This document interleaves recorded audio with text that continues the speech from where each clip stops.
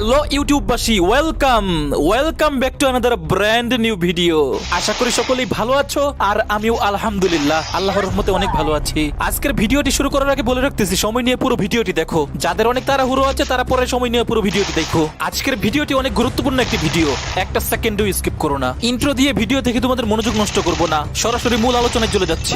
তোমরা অনেকেই হয়তো খেলো অ্যাপের নাম শুনেছো, কারণ বাংলাদেশের অনেক বড় বড় ইউটিউবাররা ইতিপূর্বে এই অ্যাপটাকে প্রমোট করেছে। আর এটা নতুন কোনো অ্যাপ না। যারা টুর্নামেন্ট ক্লাবার আছো, গেম খেলে যারা বিভিন্ন সোর্স থেকে টাকা ইনকাম করো বা ইনকাম করার চেষ্টা করো, তারা নিশ্চয়ই খেলো অ্যাপটার নাম শুনেছো। আমরা সকলেই এই অ্যাপের ব্যাপারে যেটা জানি সেটা হচ্ছে এই অ্যাপ থেকে গেম খেলে টাকা উপার্জন করা যায়। কিন্তু ভিতরে এই অ্যাপস এর মধ্যে প্লেয়ারদের সাথে কি ধরনের নোংরা প্রতারণা করা হয় সেটা জানলে তোমাদের চোখ কপালে উঠে যাবে। আজকের পুরো ভিডিও জুড়ে ওদের স্ক্যাম গুলো তোমাদের সামনে উপস্থাপন করব।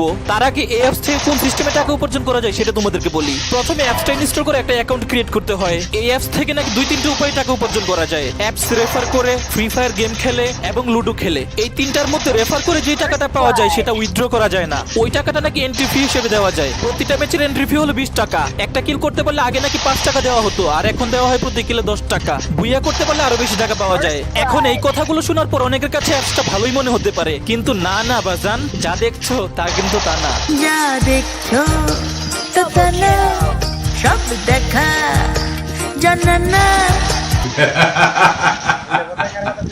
বুঝো না এই ব্যাপারটা। এই অ্যাপসটা যদি লিগ্যাল ভাবে পরিচালিত হতো, কারোর সাথে প্রতারণা না করতো, তাহলে আমি নিজে এই অ্যাপটাকে প্রমোট করতাম। খেলো অ্যাপে যে স্ক্যামগুলো হয় এক এক করে তোমাদের সামনে আমি উপস্থাপন করতেছি। প্রথমত, খেলো অ্যাপে যে কোনো ম্যাচে ঢোকার জন্য এন্ট্রি ফি 20 টাকা করে তাদের বিকাশ, নগদ অথবা রকেটে আগে সেন্ড মানি করে দিতে হয়। খেলায় অংশগ্রহণ করার জন্য যে এন্ট্রি ফিটা দেওয়া হয়, অনেক সময় সেই টাকাটা তারা অ্যাকাউন্টে অ্যাড না করে তারা নিজেরাই মেরে দেয়। ফলে যারা ম্যাচ খেলার জন্য টাকাটা দেয় তারা ম্যাচ খেলতে পারে না। আমি বলছি না যে সবার টাকায় তারা মেরে দেয়, অনেকের টাকা আবার অ্যাকাউন্টে গিয়ে অ্যাড হয়, কারো টাকা আবার 4-5 ঘন্টা পরে গিয়ে অ্যাকাউন্টে অ্যাড হয়। যাদের টাকাগুলো মেরে দেওয়া হয় তাদের বিকাশ, নগদ বা রকেট থেকে টাকাগুলো সেন্ড করা হলে টাকাগুলো নিজের থেকে ঠিক হয়ে চলে যায়, কিন্তু খেলো অ্যাপের অ্যাকাউন্টে গিয়ে অ্যাড হয় না। খেলো অ্যাপের অফিশিয়াল ইউটিউব চ্যানেলের ভিডিওগুলোর কমেন্টে গেলেই তোমরা দেখতে পারবা শুধু অভিযোগ আর অভিযোগ। খেলো অ্যাপে ওদের 2টা পার্সোনাল নাম্বার দেওয়া আছে। নাম্বারগুলোতে টাকা ঠিকই সেন্ড করা হয়। তারা ইচ্ছা করে টাকাগুলো প্লেয়ারদের অ্যাকাউন্টে অ্যাড করে না। সবার সাথেই তারা এই স্ক্যামটা করে না, তবে প্রতিদিন অনেক লোকের সাথে তারা স্ক্যামটা করে থাকে। এটা গেল হচ্ছে তাদের প্রথম স্ক্যাম। এরপর আসি দ্বিতীয় স্ক্যামে। খেলো অ্যাপ পরিচালনার জন্য 24 ঘন্টায় কোনো না কোনো অ্যাডমিন অ্যাক্টিভ থাকে। ওরা শিফট আকারে অ্যাপটা পরিচালনা করে থাকে। যেমন সকালের জন্য কিছু অ্যাডমিন, বিকালের জন্য কিছু এবং রাতের জন্য কিছু অ্যাডমিন। এদেরকে আবার দায়িত্ব ভাগ করে দেওয়া হয়। কেউ অবজার্ভে থেকে খেলা দেখে, তার দায়িত্ব হলো কেউ লিগ্যাল খেলতেছে নাকি ইল্লিগ্যাল খেলতেছে সেটা দেখা এবং ইল্লিগ্যাল কিছু পেলে রিপোর্ট করা। অন্য অ্যাডমিনের কাজ হলো রিপোর্ট দেওয়া আইডি গুলোকে ব্যান করা। অন্যদিকে মেসেজ বক্স সামলানোর জন্য আবার আলাদা অ্যাডমিন থাকে। এছাড়াও অ্যাডমিনরা বিভিন্ন দায়িত্ব নিয়ে আছে এই খেলো অ্যাপে। ওদের প্রত্যেকটা ম্যাচ শুরুর জন্য আলাদা শিডিউল সেট করা থাকে। যখন কোনো একটা ম্যাচ স্টার্ট হয় তখন ওদের অ্যাডমিন থেকেও একটা স্কোয়াড ওই ম্যাচে ঢুকে যায়। ওদের অ্যাডমিন যে ম্যাচে ঢুকে যায় সেটা বড় কোনো ইস্যু না। ওরা একজন হ্যাক নিয়ে ঢোকে, হেডশট হ্যাক বা লোকেশন হ্যাক।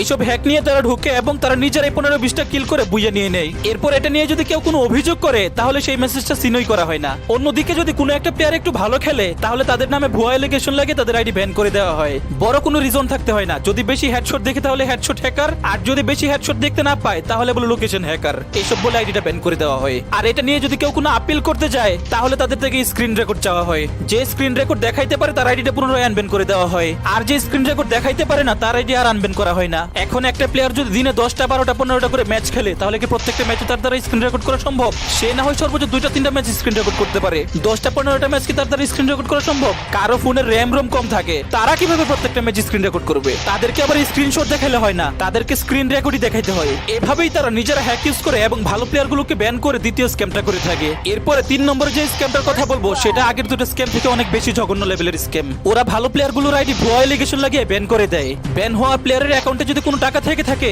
সেটাও আর বের করতে দেয় না। মনে করো তুমি অনেকদিন খেলে 2000 টাকা জমালে এবং চিন্তা করছো যে টাকাগুলো পরে উইথড্র করবে। এখন তারা যদি তোমার আইডিটা খেলো অ্যাপ থেকে ব্যান করে দেয় তাহলে তুমি আর ওই 2000 টাকাও পাবে না, যেটা তুমি এতদিন কষ্ট করে অর্জন করছো। চিন্তা করো একবার, এমনিতেই এক একটা ম্যাচে ঢোকার জন্য 20 টাকা করে দিতে হয়, তার উপর মিথ্যা এলিগেশনস দিয়ে আইডিটা ব্যান করে দিয়ে তার বাকি টাকাটাও মেরে দেওয়া হয়। এরপর আসে খেলো অ্যাপের 4 নম্বর স্ক্যাম নিয়ে। ওদের 4 নম্বর স্ক্যামটা হলো যখন কেউ ওদের অ্যাপে লুডো খেলতে ঢুকে তখন তাদের অ্যাডমিন থেকে একজন ওই ম্যাচে ঢুকে যায় এবং বিভিন্ন বাগ ইউজ করে ওই ম্যাচটা তাদের প্লেয়ারই জিতে নেয়। বাগ বলতে ফ্রি ফায়ারে যেমন হ্যাকার হ্যাক নিয়ে খেলে এক্সট্রা অ্যাডভান্টেজ পেয়ে থাকে, ঠিক সেরকমই। তো গাইস, খেলো অ্যাপ নিয়ে তোমাদের সাথে আরো অনেক কথাই বলার আছে। ভিডিও বড় হয়ে যাবে, তাই আজকের ভিডিওতে সম্পূর্ণ বিষয় নিয়ে তোমাদের সাথে কথা বলতে পারলাম না। আগামী ভিডিওতে এই প্রতারণার শিকার হওয়া একজনের কথাও তোমাদেরকে শোনাবো, প্লাস কিছু প্রুফ তোমাদেরকে দেখাবো। সেই পর্যন্ত সকলেই ভালো থাকো, সুস্থ থাকো। আল্লাহ হাফেজ।